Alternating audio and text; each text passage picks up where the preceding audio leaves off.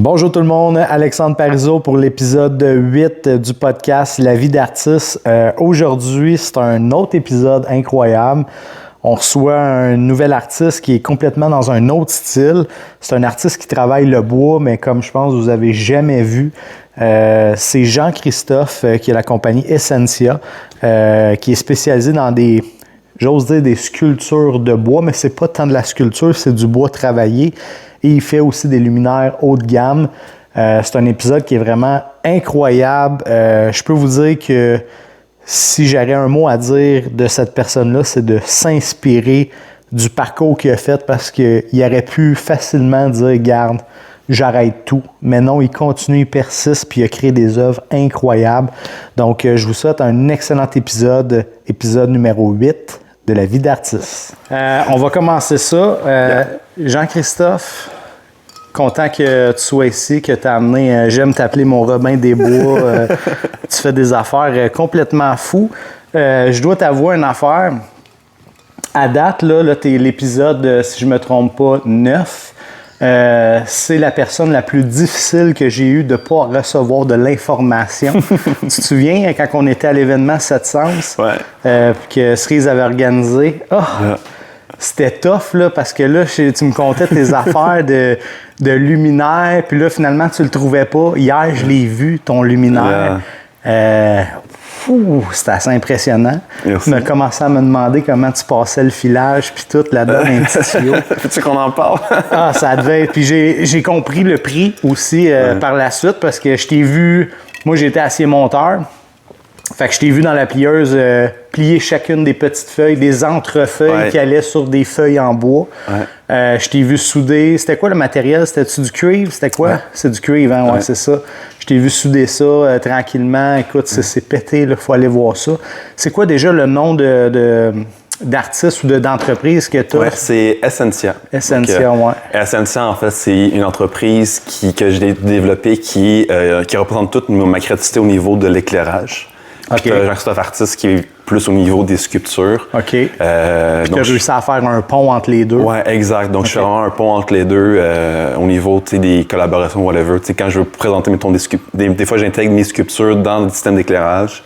Donc là, c'est Essentia, mais en collaboration avec Jean-Christophe l'artiste. Là. Puis j'ai vu aussi en feuilletant, j'ai failli t'écrire hier, je me suis dit non, j'y écrirai pas parce qu'il va se mettre à tout me déballer. J'ai vu hier, il y avait comme, je sais pas si c'est tes idées ou comment t'as arrangé ça, mais c'était comme dans des restaurants ou dans des maisons, puis c'était des sculptures avec des intégrations. Des inspirations, oui. OK, mais comment t'as fait ça, ces affaires-là? C'est un CAD, un truc de création que tu utilises? Oui, c'est du dessin technique, là. En fait, moi, de métier, je suis ébéniste. OK. Puis, dans notre formation, on apprend à faire du dessin technique, mais c'est quelques heures. Puis moi, j'ai vraiment tout trippé là-dessus. Ouais, mais c'est beau, là. Je me suis mis à faire beaucoup de 3D, puis de la 2D, le dessin technique, en fait. Puis le 3D, c'est vraiment un outil que j'aime vraiment beaucoup utiliser. Là. Donc, je sais pas si tu as vu hier, justement, mes publications, justement, avec mes pétales murales. Oui, j'ai vu ça aussi. Ça, c'est tout dessin technique 3D. OK, c'est pas... ultra réaliste. OK, c'était pas... J'étais sûr que... Parce que moi, je t'ai vu les faire, ces affaires-là. Parce que je les ai en prototype, mais j'ai pas les espaces ou le temps pour faire des photoshoots. OK. Donc, je me disais, c'est plus simple pour moi de faire les 3D, les mettre dans des espaces magnifiques. Fait que c'était pas une vraie... C'est pas une photo réaliste. C'est pas une vraie photo, là. Hey, là, tu viens de m'avoir, là. La story de tantôt, là, que le gars, il marche, puis... exact. Aïe, OK, c'est vraiment bien fait, là. Thanks. C'est vraiment, vraiment bien fait.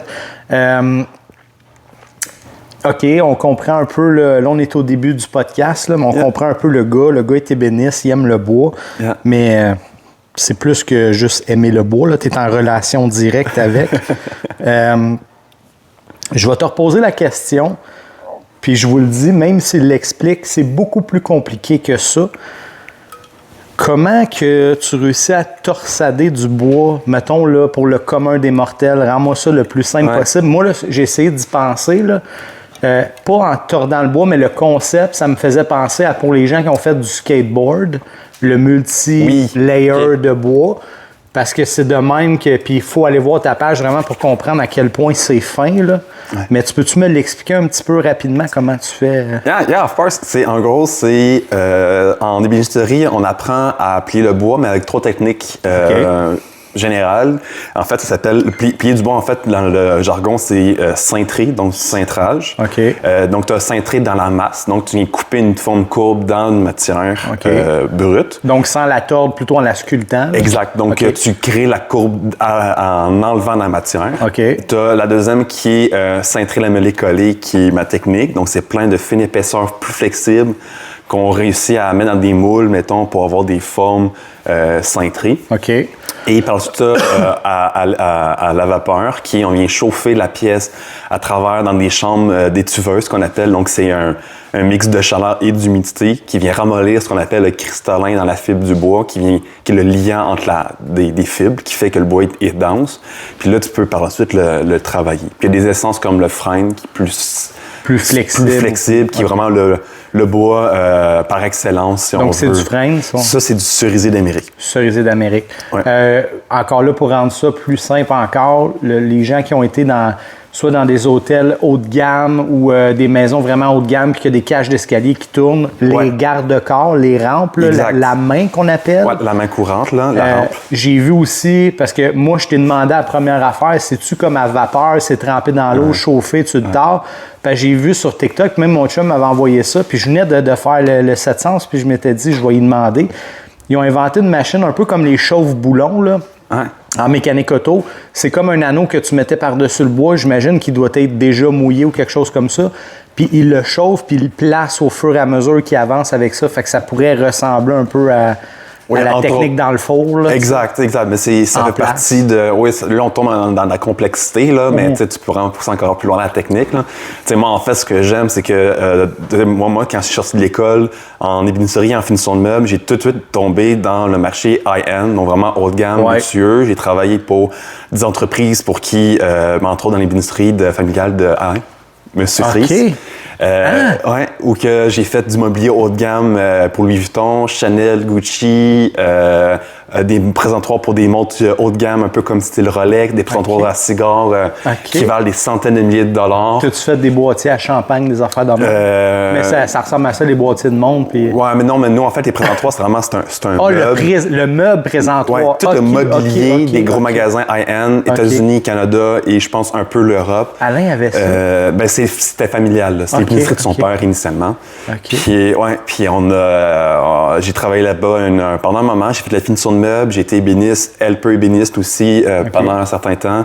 J'ai fait aussi du dessin technique et du prototypage à l'interne aussi pendant un moment. Puis là, mettons, pour pas aller trop vite, là, pour comprendre, là, et où ce business-là? T'avais quel âge? Ça fait combien de temps? Ouais. Là, aujourd'hui, j'ai 27 ans. Puis c'était durant la pandémie. Là, donc, j'avais à peu près 21, 22, 23 ans. Là, dans Ils ont-tu encore la business? Roule-tu encore? Norclair existe encore, oui. OK. C'est encore en roulement. J'ai vu Alain, il ne pas long. Ouais. J'étais allé livrer mon diable de Tasmanie avec le coyote, puis il me montrait des outils de ses grands-parents, les premiers outils qu'il y a encore. Fou, hein? Toute la job d'ébénisterie qui avait été faite, les meubles custom qui ont été faits. Coudonc, j'étais là, puis il me semble, j'ai peut-être mal compris où ce bout-là, mais tu sais, l'affaire, c'est quand tu es avec Alain, là, mettons, il ne faut pas que tu sois dans sa galerie ou dans une place qui appartient à Alain ou que Alain est installé parce que tu viens étourdi par toutes les belles affaires qu'il y a, dont tes sculptures. Parce que moi, je me souviens, juste pour mettre les gens en perspective, on était... la première fois qu'on s'est croisés, je ne vais pas dire parler parce qu'on ne s'est pas tant parlé, puis je devais même pas avoir de l'air d'un artiste. J'étais habillé en complet. Alain m'avait dit la prochaine fois, sois plus décontracté. Tu étais dans le haut de la cage d'escalier à côté de la moto avec Émilie et tout. Il te présentait, puis je me souviens qu'en vous regardant, il y avait, c'était pas celle-là, mais Alain en a une permanente chez eux, dans sa galerie. Oui. Dans la cage d'escalier, tu étais là. Puis j'arrêtais pas de me dire, comment qu'il fait ça? Ça n'a pas de bon sens. Mais tu sais, c'est très distrayant à être là-bas. Hein? Avoue que rarement tu as vu une place... Ah non, chez Alain, la galerie-serie, c'est une galerie incroyable.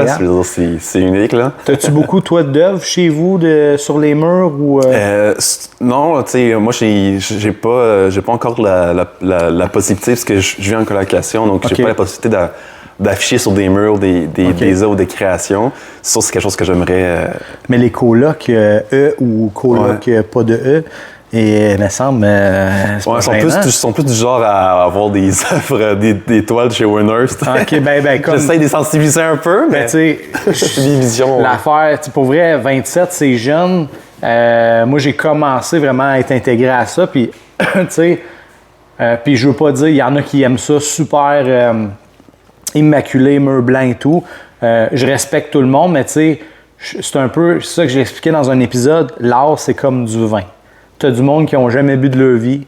Il y en a qui vont commencer avec du vin de dépanneur. La plupart, on commence avec du vin d'épicerie de dépanneur, puis tranquillement, on upgrade. Puis finalement, on finit avec une coupe de champagne, puis on est capable de se dire, OK, à 9,99, le Smoky Bay, là, c'est vraiment pas bon. Puis pourtant, j'ai bu 100 litres de ça. Tu sais, j'exagère, mais au moins, il faut commencer en quelque part. Fait que je pense que c'est un incontournable de passer d'une œuvre Winners ou Bouclair ou whatever quoi, puis de tranquillement step up the game parce que, tu sais, faut apprendre à aimer ça en quelque part. Puis pourtant, puis Émilie, ce qu'elle disait, c'est que, puis même, je suis vraiment d'accord avec elle, tu sais, c'est pas... c'est plus qu'une œuvre, là, tu sais, là, quand tu tombes dans quelque chose, là, fait main, là, tu sais, moi, je t'ai vu, il n'y a pas beaucoup de vidéos. En fait, là, je m'en allais te chicaner avant de venir ici, parce que je me suis rendu compte que j'étais sur ta page Instagram personnelle. Puis j'étais comme, voyons, il n'y a pas grand-chose de 2-3 affaires. Puis après ça, j'ai vu que tu avais linké ta compagnie dedans. J'étais allé dans ta compagnie, puis là, je me suis mis là, à capoter. J'ai vu ça hier soir, après l'autre. Ben oui, mais tu sais, il faut que tu comprennes une affaire. Moi, ce projet-là, j'y tiens.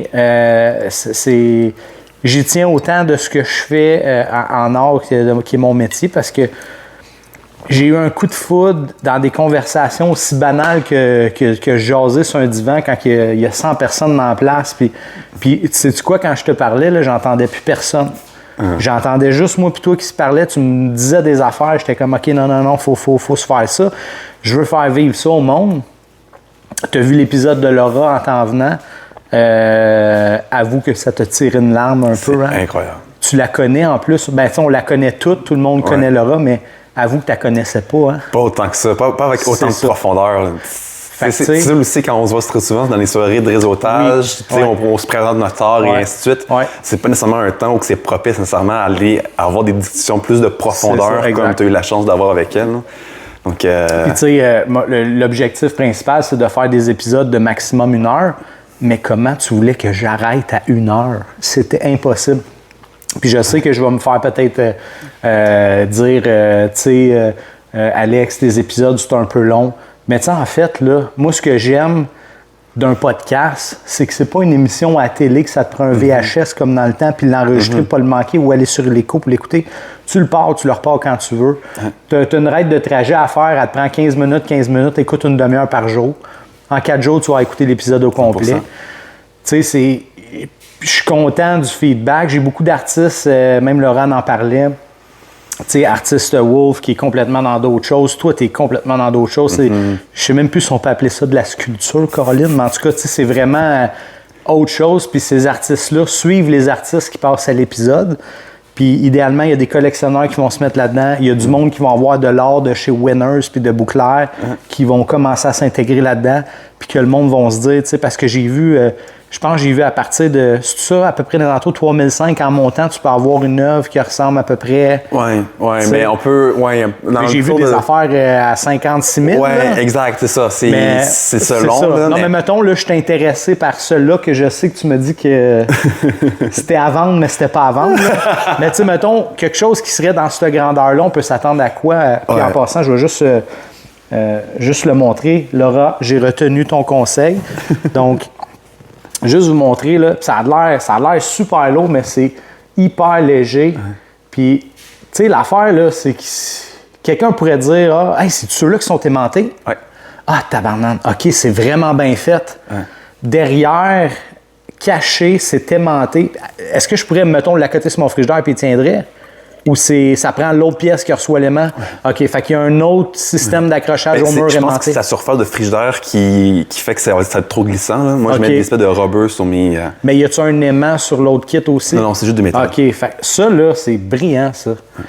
Parce que souvent, le problème que le monde a, bien souvent, c'est que c'est ça. C'est, tu percer 800 trous parce que c'est dur. Là, au moins de même, tu as comme une marge d'erreur qui est très tolérable. C'est super bien caché, on le voit pas du tout. Il a fallu que je le tourne. Puis tu sais, je sais pas à quel point il y a des rapporteurs d'angle ou quoi, là, mais je vous le dis, là, c'est des cercles là, relativement parfaits. Là. Ça, c'est la matière elle-même, c'est la beauté de la nature. Ah, c'est pas vrai, là. M'a te dire une affaire, tu me fais vraiment plaisir parce que ça fait comme 2 fois que je vois tes affaires. Puis je veux les prendre dans mes mains.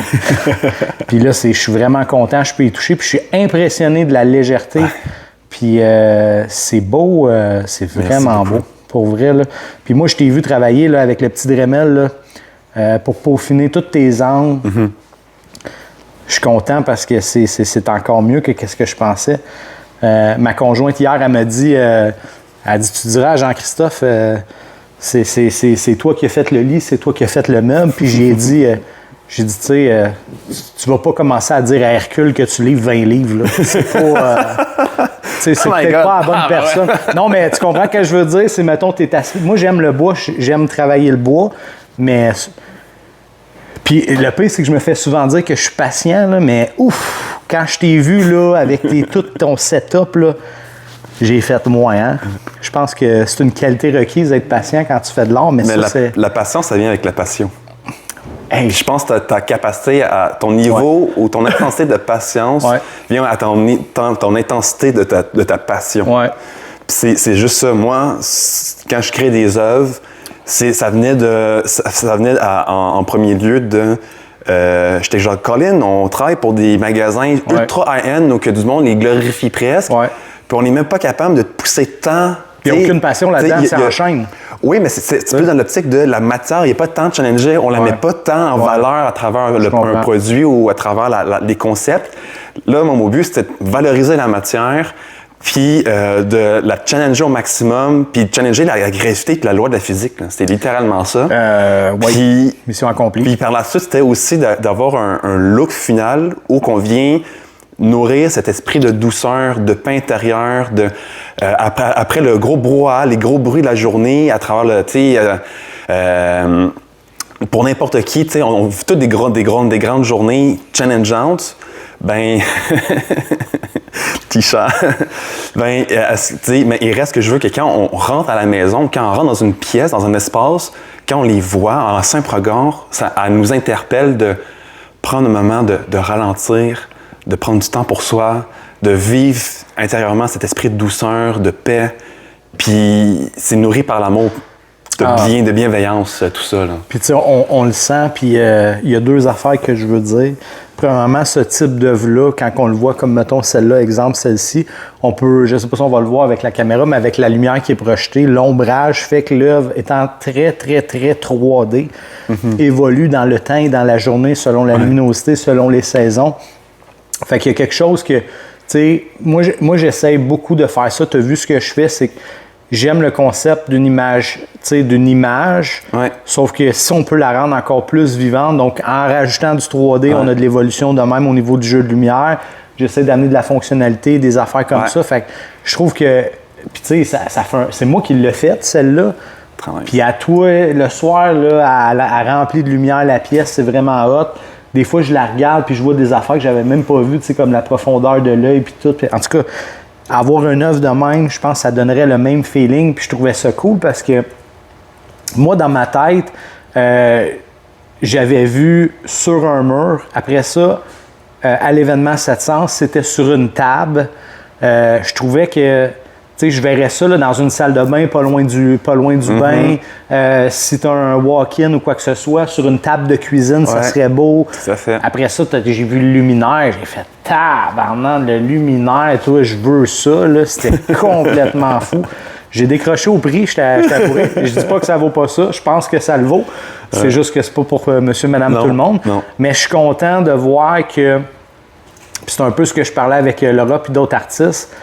Ce qu'il faut, c'est avoir quelque chose d'accessible. On s'entend que je sais que c'est pas accessible à tous, mais selon moi, je sais pas combien il y a d'heures, de temps, d'efforts et tout, là, mais j'ai une bonne idée, là, même si je l'ai pas faite. je pense que c'est ultra raisonnable de parler de à peu près entre 3005 à 5000, dépendamment des systèmes d'accrochage. Là, en plus, là, je travaille sur un concept qui... Parce que moi, pour moi, l'art, tu sais, oui, je vise une certaine clientèle à N parce que j'aime le marché du haut de gamme et du mobilier puis du design de luxe, mettons. C'est un domaine que j'ai été baigné professionnellement longtemps puis et encore aujourd'hui, mais que pour moi, c'est important que l'art soit accessible à tous. Et là, je travaille sur la technique pour être à mesure de faire des pièces plus compactes, mais... tu peux le pousser, hein? C'est correct, moi j'aime bien les champs. Mais à des prix à moins de 1000 $. Là, je vais vraiment viser des pièces entre 500 et 800 pièces la pièce. Là. Vraiment des petits formats compacts qui permet mon travail créatif plus accessible. Puis, question pour toi, parce que j'ai 2-3 affaires que j'aurais aimé voir dans ce que tu es capable de faire. C'est con, mais je parlais de ça avec Laura, les boules de Noël, là, mais ça serait fucked up de voir tu sais, comme un squelette, mais de bois dans boule de Noël, des éditions spéciales. Tu vends ça, je sais pas, moi, 500$, un 6 boules ou quelque chose de même. Puis c'est pas des boules, mettons, c'est juste des... Ouais, des petites torsades. Ouais, me semble, moi, ça, je serais acheteur. Ça serait beau, là, tu sais, le mettre dans le sapin. Des crayons, tu sais, les crayons haut de gamme, là, qu'on voit, là. Ça pourrait être pas pire, bois travaillé avec du laiton ou je sais pas trop. Puis, c'est quoi, j'avais pensé? J'ai déjà pensé à... Les chaises, les tables, des affaires dans Moi, j'ai déjà pensé à... Là, je dis ça, mais je sais pas à quel point ça va se réaliser, mais j'aimerais ça vraiment travailler, mettons, avec Nicolas Duvernois de Romeo Gin. Puis de faire des séries de, mettons, gin comme limitées, mettons, 50 bouteilles ou 100 bouteilles. Puis faire la torsade alentour de la bouteille, genre. Ça, là, genre, c'est un rêve. Pourquoi cette marque-là en particulier? Parce que c'est québécois, puis moi, je me suis beaucoup identifié au début de mon développement en tant qu'entrepreneur/artiste. OK. Puis, parce que lui, j'ai beaucoup écouté dans différents podcasts, puis je pense que j'ai écouté tous les podcasts, genre 10 fois, de tous les podcasts qui existent sur le net, là, de lui, là. OK. Donc, c'est un homme que je respecte beaucoup, puis qui m'a beaucoup inspiré, puis qui m'a donné la drive qui était nécessaire pour me lancer, puis prendre les risques qu'un entrepreneur prend quand il se lance. Là. Mais pour vrai, je pense que... Puis il y a d'autres avenues là, aussi. Il y a d'autres... Moi, je te souhaite qu'ils te disent oui, mais il y a d'autres mondes inspirants québécois qui font de l'alcool. Je pense pas que la World Vodka embarquerait parce que le concept, c'est d'être le moins cher possible. Mais moi, il y a une de mes top vodkas que je bois qui est québécoise. C'est la Dirty Devil, qui est un entrepreneur québécois qui fait ça. Il y a plein de gin québécois. Ce concept-là serait écœurant pour vrai, ou même bouteille de vin ou québécois. Ou, 100%. Toi, tu veux vraiment le plus possible faire ça local, le plus possible. Ben, t'sais, moi, mes pièces, mettons, les luminaires, moi, je vise vraiment, là, je suis dans une phase de conception et tout, mais moi, dans ma mission, dans les valeurs aussi en tant que même aussi de l'entreprise en soi, c'est favoriser le local, donc que ce soit Canada ou québécois, mais qu'on reste, qu'on favorise l'économie et tout. Donc, des fois, je suis restreint dans certains, au niveau technique, mettons mes LED sont custom, mais quand je dis custom, c'est le PCB, il est custom pour la lampe ou la collection. C'est pas un LED que j'achète préfet, il est custom, c'est pas des PCB verts. Laurent en parlait. Moi, je les mets noirs, puis je fais graver mon logo en or dessus. Mes gravures des circuits électriques sont gold. Je pose vraiment la note, puis c'est un Québécois, un ingénieur ici à Saint-Hilaire qui installe mes LED sur mes PCB, tout fait, puis c'est lui qui fait toutes mes soudures et tout. Fait que là, toi, t'amènes ton œuvre là-bas, puis lui, il assemble. Donc, lui, il prend les pièces, les composantes, moi, je les prends, je les assemble. Ah, tabarnane. Ouais. Parce que Laura parlait qu'il y a un gars de Québec, elle avait une œuvre, puis mettons, il y avait une guitare, il y avait la lune, il y avait un arbre. Puis c'était programmé pour que ça allume pas tout en même temps, puis que ça ait comme une suite ou une histoire. Puis j'ai vu ça, c'est des petits modules que tu programmes. Je suis pas encore rendu là, mais ça, c'est quelque chose qui m'intéresserait pour le genre de thématique que je fais. Ça, c'est un gars de Saint-Hilaire. Puis il est reconnu pour faire... Il est connu dans le domaine du lightning, de l'éclairage. OK, pas juste au Québec, là. Principalement au Québec, là. Je sais pas nécessairement ailleurs, là, mais moi, je sais qu'au Québec, tous les grands brands d'éclairage, on parle de la Rose de Guillon, Lambert et Fils, le Thibault, Lightning, et ainsi de suite. Donc, c'est quand même des brands quand même qui ont une certaine bonne notoriété, puis qui ont un certain monopole aussi dans... pas de monopole, mais que c'est comme des grands, des choix comme numéro 1 dans leur catégorie à eux, mettons. C'est lui qui travaille avec eux. Donc. Je sais qu'on avait parlé, quand je te disais pour la 8e fois, arrête de me parler. On avait parlé tu voulais aller chercher une certification. Oui, au niveau de l'éclairage, qui est certification UL, en fait, qui est obligatoire si on veut vendre du Lightning. OK.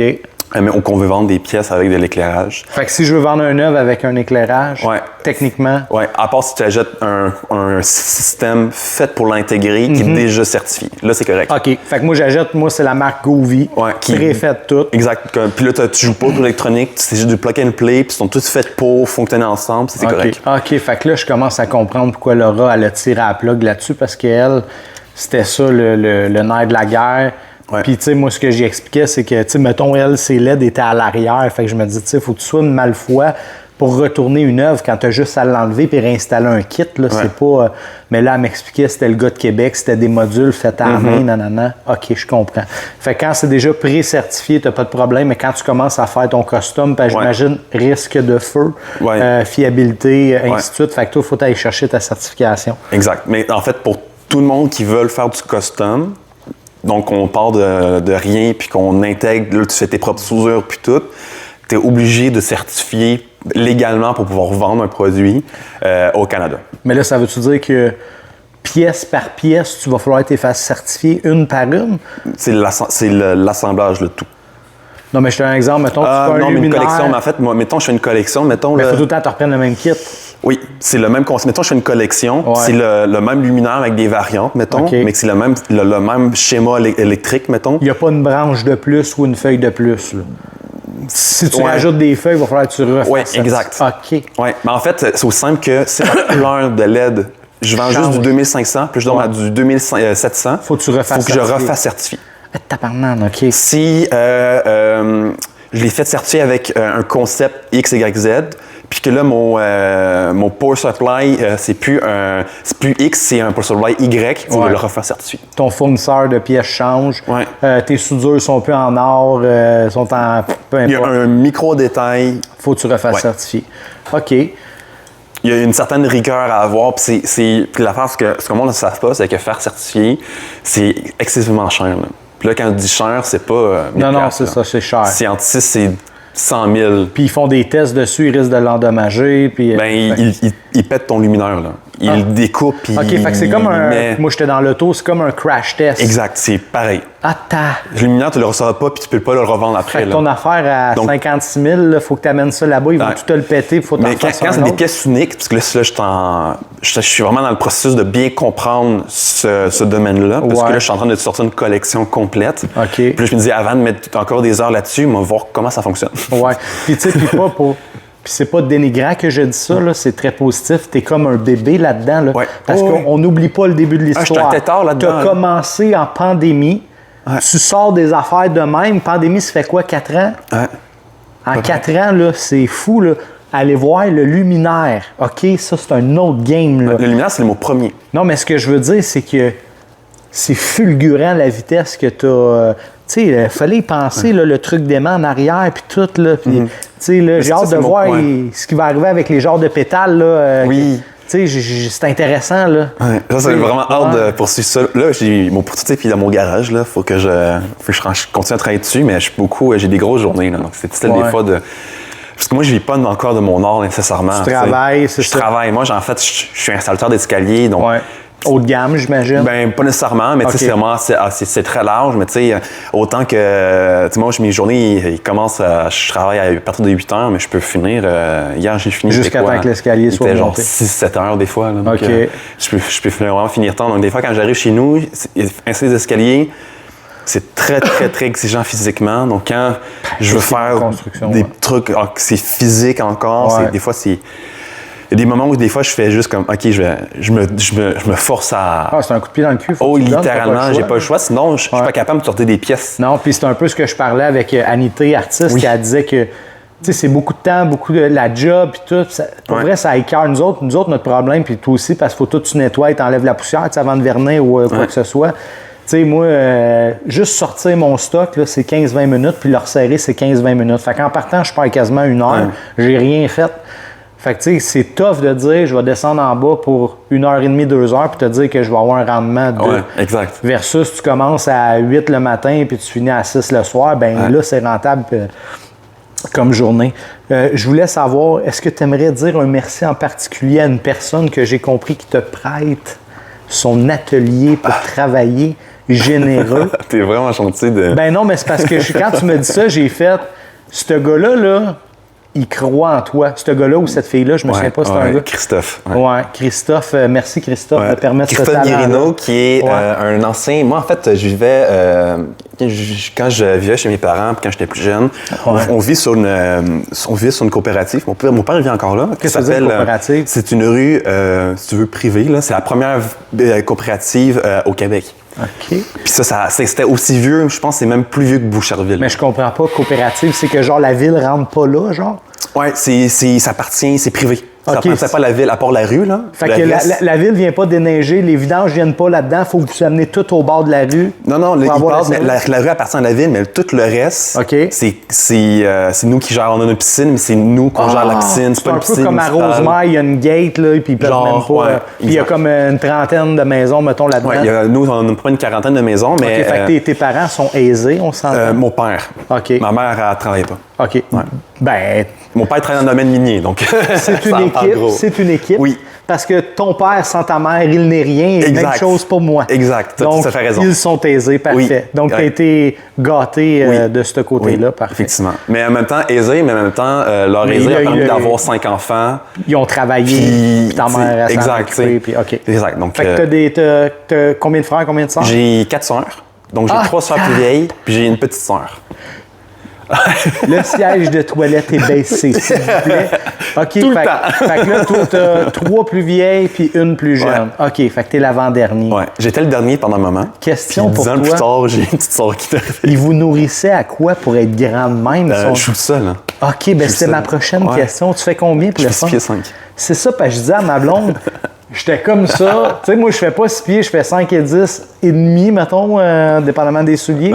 Puis j'étais, tabarnak, il est grand, man. Puis je me souviens, c'était impressionnant de te voir. T'avais un genre de. T'avais-tu un chapeau ou, je sais pas trop, un complet chapeau à l'événement? Puis pour vrai, t'étais sharp en tabarnouche, là. J'avais hâte de te rencontrer. Mais OK, puis ton père, il est pas géant, ta mère non plus? Il fait 6 pieds, ma mère, je sais pas, le 5 pieds. Fait que t'as probablement en arrière des oncles. Ouais, à côté de mon père, là, c'est comme du monde assez grand. Parce que moi, mon père fait 6 et 2, ma mère fait 4 et 10, là, j'exagère, là, mettons 5 pieds et des poussières. Puis mon gars, là, d'après moi, il va faire 6 pieds que. C'est tout des pans de mur, moi, du côté de mon père. Fait que j'ai bien hâte de voir si ça saute une génération, ça expliquerait bien des affaires. Fait que tu vivais dans une coop que t'appelles? Ouais. OK. Puis ça, c'était le voisin de ton père? C'était l'un des voisins, mais pour nous, tout le monde était des voisins. Là. On était comme friendly. C'est comme une communauté quasiment. Là. Exact. Puis lui, ben, il est entrepreneur, donc il avait une entreprise dans la quincaillerie immobilier. OK. Mais de tout, autant résidentiel que commercial. OK. Puis chez lui, il y avait un super bel atelier. Je pense que tous les gars qui aiment, et les femmes, tout le monde qui aime travailler le bois, rêverait d'aller visiter au moins son atelier, parce qu'il y a un atelier magnifique, incroyable. Il y a des bay windows à grandeur, plancher de bois franc en érable, tu as un petit foyer sur le côté. OK, mais il faut que tu fasses une vidéo de ça, pour vrai. M'en dis la permission, mais ça serait cool, parce que moi, j'ai vu comme... C'est-tu là où est-ce que tu plies tes affaires puis tout, ou c'est ailleurs? Non, ça c'était le petit cochon, le petit atelier miniature de sous-sol de mon père, là, OK. où que je gossais un peu. Mais c'est-tu là où est-ce que tu fixes puis tu fais tes courbes puis tout? Oui, entre autres. Pour vrai, ça serait cool de voir un peu ton environnement, parce que moi, là, comme je te dis, j'étais déçu, puis pas déçu que c'est pas une belle page puis tout, mais tu sais, j'ai vu ta page, on te voit manger avec une autre fille qui, je pense, qui est mannequin ou je sais pas trop. En tout cas, elle a de l'air mannequin. OK, ça se peut, ouais, il y a beaucoup de... Fait que tu sais, on te voit manger, on voit tes affaires, puis on voit comme 2-3 affaires. C'est vraiment quand on tombe dans l'autre page, mais... Puis là, je sais que tu manques de temps parce que c'est un autre job, là, mais j'étais comme, hey, je veux voir son atelier, je veux voir le... Tu sais, on te voit couper le bois, on voit toutes ces affaires-là, mais ça me semble que ce serait hot, là, que tu nous fasses un peu, bon, ben, ma vie, my life, voici comment je travaille. Te voir te shooter à l'air parce que t'es beurré de poussière. Parce que je sais, moi, j'étais assez monteur, fait que c'est pas du bois, mais c'est du métal, puis c'est à peu près le même genre de gâchis que ça fait. Tu sais, On dirait que quand on voit le gars dans les marches avec son œuvre qui est impeccable, pas un grain de poussière, on se dit tabarnak, il a mis un peu d'eau là-dessus, il a plié ça, puis non, c'est pas. Tu comprends ce que je veux dire? Ouais. Ça a l'air tellement. Puis c'est ça qui fait que je suis impressionné de ton travail, c'est que je le regarde, puis c'est tellement bien fait que ça a l'air facile. Tu comprends ce que je veux dire? On dirait que l'arbre a poussé de même. Tous les arbres là, poussent de même à cette heure, de même. C'est le feeling que ça donne, tu sais.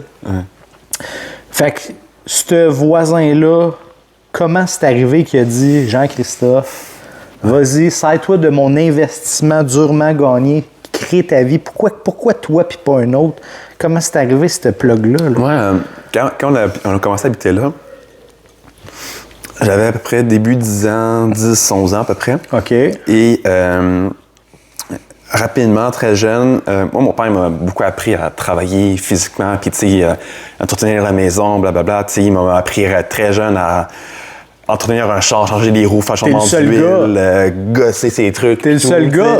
Il t'a attendu, là, tu sais. Il m'a appris à aiguiser les lames du tracteur. OK, c'est cool. Très jeune, après, je suis allé cogner aux portes, là, tout seul, là, sans que mes parents me le disent, là, puis je suis allé cogner aux portes. « Hey, salut, je pourrais faire ton gazon, désherber ton jardin ou ta plate-bande, puis tout. » Puis eux, Christophe et Catherine, sa conjointe, ils m'ont adopté presque là. Puis ça, c'est le voisin immédiat ou c'est comme quelques maisons? Une couple de maisons plus loin. OK. Ouais. La rue fait à peu près 1 kilomètre. Là, fait que c'est pas quelqu'un qui t'envoie à la main toi le matin parce que vous allez travailler en même temps. Fait que tu as vraiment buildé... une relation, si on veut. Puis cool. Très jeune, à partir de mes 13-14 ans, je ramassais les feuilles d'automne, je désherbais les plates-bandes, puis sa conjointe, Catherine, elle a une collection de plantes extérieures. C'est de toute beauté. Ça compétitionne presque le jardin botanique. Là. C'est wow, pour de vrai. Là, t'exagères pas, là. Non, vraiment, c'est comme moi, je trouve pas. Là, parce qu'elle m'a transmis sa passion des végétaux et de la nature. Parce que quand on désherbait ensemble, là, elle me parlait de telle plante. Puis là, l'histoire de comment elle a découvert cette plante-là. Ou... C'est une passion. Comme Christophe, il est passionné du bois, puis qu'il a un atelier, puis qu'il a investi dans son atelier. Mais il travaille là-dedans. Il est charpentier, pas charpentier. Non, mais lui, il avait une entreprise dans la quincaillerie. OK. Fait que lui, il vend des outils. Il vend vraiment la quincaillerie, les charnières, les poignées. OK, quincaillerie, OK, parfait. Un genre de mini Rona ou quelque chose de même? Ou genre un Rona? Non, lui, en fait, il revend. Lui, c'est un distributeur. OK. Lui, il fournit les magasins. Oui, il fournit les magasins, les ébénistes comme moi, mettons. OK. Ouais. Donc c'est ça, puis elle m'avait transmis cette façon-là des plantes et tout, mais vraiment très jeune, puis je pense que je travaillais avec eux sur leur terrain de 13 ans jusqu'à 16-17 ans. Là. Pendant longtemps, puis je pense qu'il m'a vu évoluer, puis il a vu en moi, sûrement, j'imagine, un potentiel à évoluer, puis même des fois, on s'est vu il n'y a pas longtemps, parce que j'ai fait des prototypes des petits formats qui n'ont pas encore fonctionné, mais il m'a amené des réflexions. Puis, tu sais, moi, ce que j'aime quand je parle avec lui, c'est qu'il me dit pas comment je devrais faire puis qu'est-ce que je devrais faire. Il m'amène des réflexions. Donc, au lieu de dire comment tu devrais faire ou comment je vois que tu devrais le faire, c'est il prend ça, il l'inverse à 180 degrés puis il m'amène des réflexions pour m'amener là. Donc, il m'amène à réfléchir. Puis, parce que moi, je suis quelqu'un de très intellect, là. Je réfléchis beaucoup, des fois peut-être un peu trop.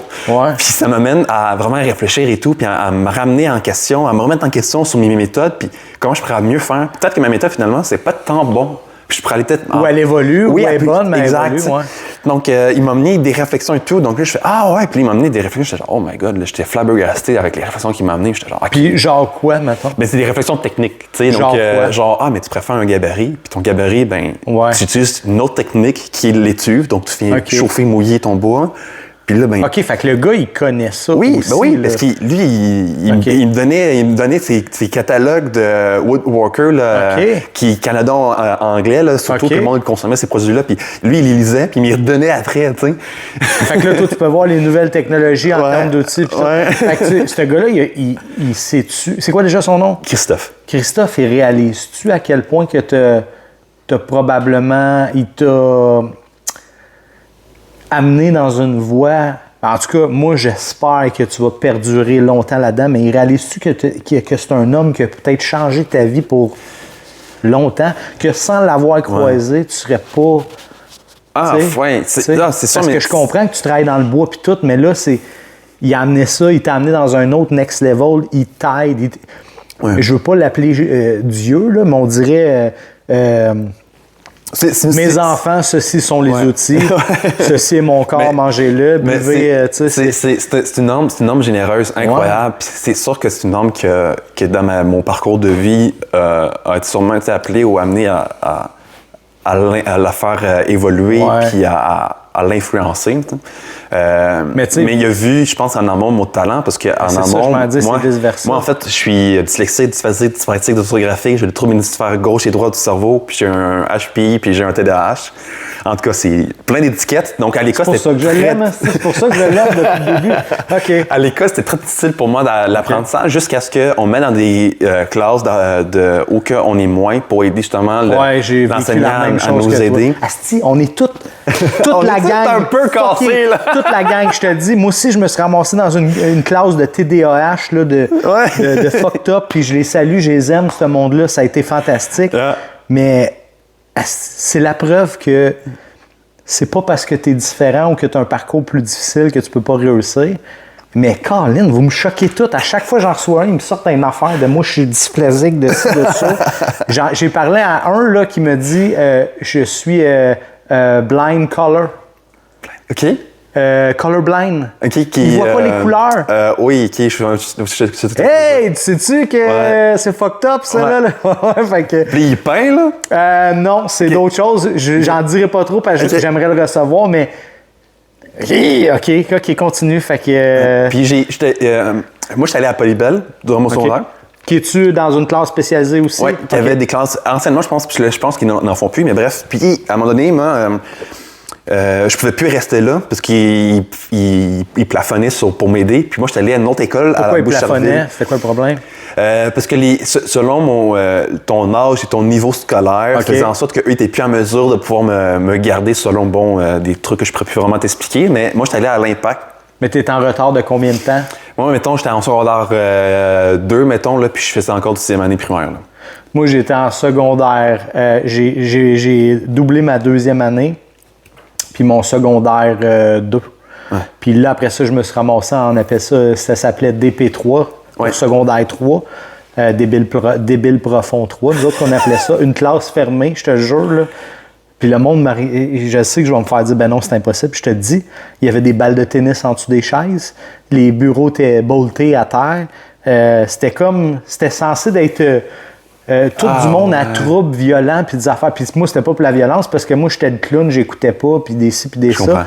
Puis finalement, quand j'ai réalisé que je venais de frapper un mur là, je me suis juste j'ai fait comme, OK, non, c'est pas...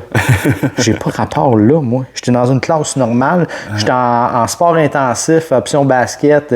J'ai tout le temps bien réussi, mais il y a eu un bout où ça n'a pas bien été. Puis cette année-là, j'ai fait mon 3, mon 4, mon 5. Je shiftais tellement vite mes affaires. Tu sais, à un moment donné, puis c'est ça que je disais avec Laura. Une fois que, je sais pas si ça t'est arrivé, là, c'est Chris, là, tu me sortirais un autre bombe, là, mais à un moment donné, tu tombes tellement bas que t'as beau tu sais, c'est comme plonger dans une piscine qui a 2 pouces d'eau dedans. Même si tu sautes de 200 pieds, tu peux pas rentrer plus que 2 pouces d'eau. Il y a 2 pouces d'eau. Fait qu'est-ce qu'il te reste à faire? Monter. Fait que c'est ça qui est arrivé. Je me suis cogné à la tête, puis je me suis dit, bon, ben, on va sortir de la piscine, là. T'as-tu vécu quelque chose de même? C'est un peu pas similaire. Moi, à l'Impact, il y avait un cours d'ébénisterie qu'on vivait une fois par semaine, puis c'était tout l'avant-midi. Puis ça, c'était 6 mois de l'année. Puis l'autre 6 mois, on allait faire la cuisine à la cafétéria. Donc, on faisait la bouffe avec le chef cuisinier. Et ça nous permettait de découvrir d'autres aspects que le côté académique général de l'école. Puis c'est là qu'il y a eu une connexion d'âme, je pense, avec le prof, parce qu'encore aujourd'hui, on est amis, puis on se voit prendre des cafés, puis on jase, puis on parle de projets d'ébénisterie et tout. Puis lui, il m'a vraiment mis sa map, puis il a marqué mon âme pour toujours. Puis c'est là que j'ai appris à sculpter, c'est là que j'ai appris à travailler le bois, à développer, puis à faire OK, je suis bon dans quelque chose, je suis pas un bon à rien. Là. Non, l'affaire, c'est. Non. Puis tu sais, j'ai passé j'arrive là avec mes diplômes de secondaire 1, tu sais, de mes compétences académiques, à je fais mon secondaire 2 et 3 dans la même année, maths, français, anglais. Même à cette Puis ça a comme. Ouais, mais je vais t'expliquer une affaire, c'est que. Puis je veux pas dire que les autres profs étaient pas bons, là. Faut pas oublier, parce que j'ai reçu une professeure ici. Faut pas que tu oublies, toi, tu étais dans une classe comme moi, vous étiez entre 25 et 30 élèves dans une classe. Non, on était moins. Non, avant, là. Normal, là, primaire et tout. Un moment donné, là, tu sais, nous autres, on est des bébites un peu plus spéciales où on cherche l'attention, où on a des manques ou peu importe. Ils peuvent pas toutes être avec toi pendant toute la période. Il faut qu'ils s'occupent de tout le monde. Fait que c'est ça le problème. Puis là, ce qu'ils font là, avec les profs, là, c'est on va vous donner moins, puis on va vous bourrer de plus de jeunes. Puis là, après ça, on se demande pourquoi il existe des classes de même. Moi, je te dis, là, s'il aurait pu, là, dans mon temps, là, au lieu d'être 30, là, dropper ça entre 15 et... Même, mettons, entre 12 et 17 là, élèves, là, j'aurais peut-être été correct. Peut-être pas assez. Mais nous autres, on était, je pense... 10 ou 12. Puis clairement, c'était pas moi qui avais le plus besoin d'aide, mais elle avait le temps de m'aider quand j'en avais besoin. Puis elle avait trouvé la clé de comment me parler, de comment me mettre au défi, de comment me valoriser, de comment faire pour m'aimer puis me dire, regarde, là, au lieu d'être sur le gros Titanic, t'es dans une chaloupe, là, on va trouver une façon de te rembarquer dans le Titanic, OK? Donc, suis-moi, regarde, m'a t'aider. Juste. Puis me faire dire souvent... Je sais pas qu'est-ce qui est arrivé, tu es tombé entre les mailles du filet. Je suis pas convaincu que tu mérites d'être ici parce qu'on le voit que tu avances. Puis j'ai gagné 3 prix là-bas. J'ai fini premier dans 3 catégories différentes. J'ai gagné une bourse d'études aussi. Puis c'était jamais arrivé. Moi, c'est la Polyvalente Sainte-Thérèse. C'était jamais arrivé dans ce groupe-là. Écoute, il n'y avait même pas de fenêtre là, dans cette classe-là. Mais je pense que ce prof-là qui t'a enseigné les bénisteries, si tu as enseigné les mathématiques, le français, toutes les autres matières, tu aurais réussi. Lui, il a trouvé comme peut-être la clé. Là, non, parce que les profs, après, dans chacune des matières, ils ont réussi à faire leur Oui, ils ont job. réussi à connecter avec moi et tout. Fait que tu étais dans un bon système de bord. Oui, parce que dans l'école, on était 200 élèves. Ça donne une idée, là, c'est vraiment une école faite pour ça. Là. OK, moi, c'était pas ça. Moi, c'était une école normale. Puis dans l'école normale, tu avais nous autres. Là. Moi, c'était avant ça avec Polybelle. Puis eux, c'est vraiment, max 200 élèves. Puis on est ça, près de 15-20 personnes dans la classe. Là. Wow, OK. Fait que c'est tous des profs qui ont étudié en tant que profs, mais pour l'éducation spécialisée, pour des élèves qui ont vraiment de la difficulté dans l'apprentissage parce qu'ils sont dyslexiques, dysphagiques, dyspraxiques, dysorthographiques ou dyscalculiques pour d'autres. Fait que toi, tu lis, puis les mots se mélangent. Ouais, ou ma compréhension, mettons, mathématique est difficile, mais à part la géométrie. Moi, géométrie, aucun problème. Ben, c'est ça, je m'en allais dire. Tout le reste, c'est difficile. Okay. Comme l'algèbre au début, là, je voulais même pas être ébéniste. Je voulais être biologiste marin, spécialisé dans la micro-fond. Donc, tout ce qui est phytoplancton, tout ça. Puis quand j'ai appris que je fasse de l'algèbre, moi, je fais de l'algèbre le long de même. Là, puis t'es mêlé. Mon cerveau, il chauffe. Tu sais. OK. Puis pourtant, Chris, t'es un gars brillant. J'ai jasé avec toi souvent. Puis, OK.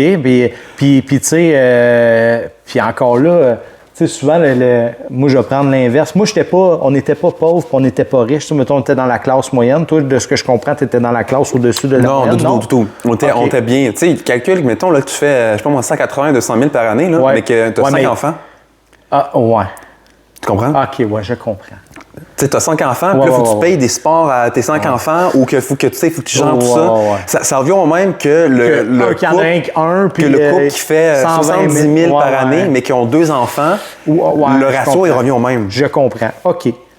Donc moi, t'amènes un bon point. Moi, j'ai pas vécu de la richesse, là.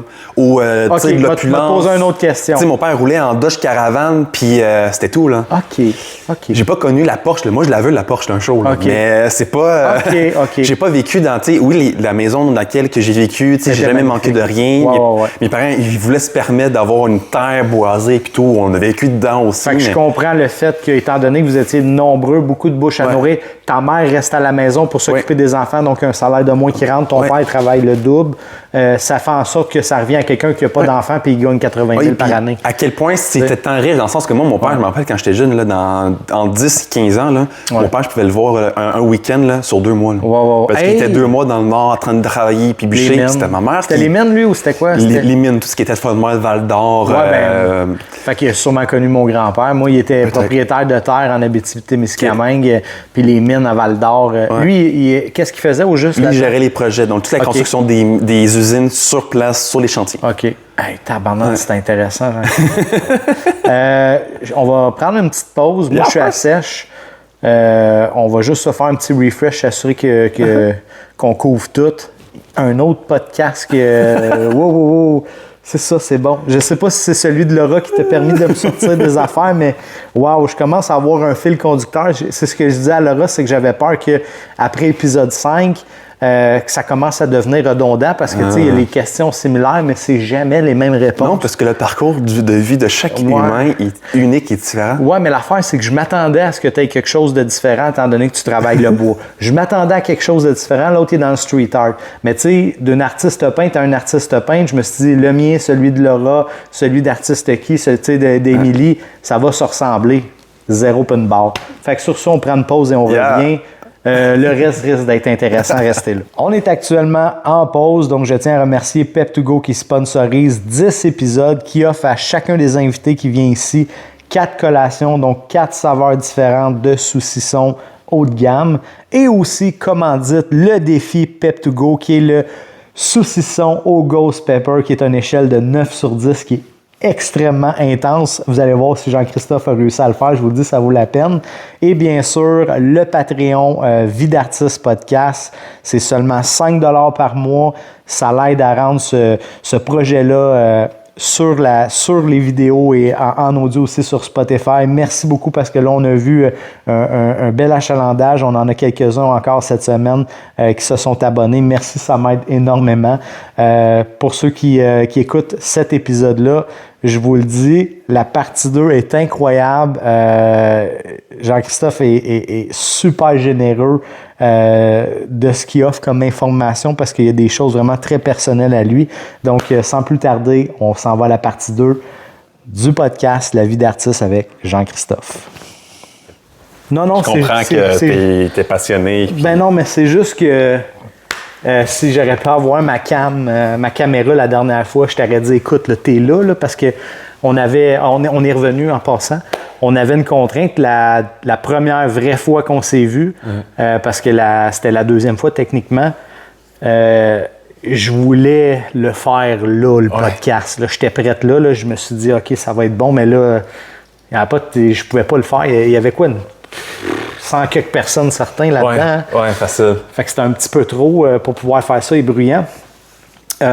On prend toujours une petite pause pour juste recap qu'est-ce qui a été dit, qu'est-ce qu'on veut pas oublier de parler. T'aimerais parler de Essentia, c'est ça? Oui, parler un peu plus de son essence, finalement, comprendre pourquoi son nom c'est Essentia, pourquoi c'est pas Jean-Christophe Artiste, puis pourquoi j'ai écrit Jean-Christophe Artiste et Essentia. Puis peut-être parler un peu de mon parcours aussi, d'où le simple ébéniste à l'artiste ébéniste, si on veut. Là.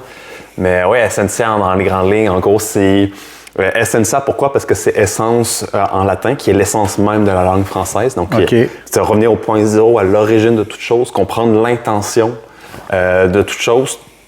Et essence aussi, mais c'est valoriser la matière que j'utilise et non le produit fini. Donc, c'est mettre de l'avant la matière, toujours dans cet esprit de bienveillance, d'inspirer l'individu quand il voit, il perçoit mes créations, qui ressentent l'appel de ralentir ou qui ressentent cet esprit de douceur ou de paix intérieur. Mon but, c'est d'inspirer à la charité, au bien-être, à être bienveillant envers autres. Ça fait partie de mon mantra personnel en tant qu'humain. Puis mon but, c'est de le transmettre à travers des créations, des objets qui peuvent susciter ce même esprit-là sans même que j'aille à être là. Donc, être un peu un être qui vient promouvoir un esprit d'amour, mais vraiment le amour avec un grand A, si on veut. Là, c'est vraiment un esprit d'être qui veut juste redonner finalement, t'sais, sans attendre à recevoir. T'sais. Je trouvais ça cool aussi quand j'écoutais, quand je me suis...